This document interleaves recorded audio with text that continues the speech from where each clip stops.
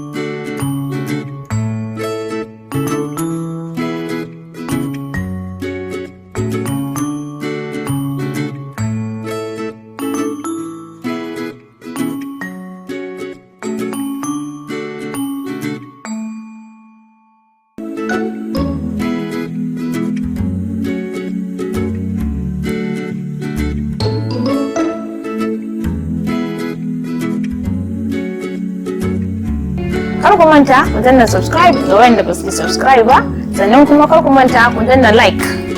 Haka wannan shi zai sa in san cewa lalle kuna jin daɗin videos da nake yi, kuma zai ƙara mun ƙarfin gwiwa wajen ƙara tsakulo muku wasu sababbin videos din.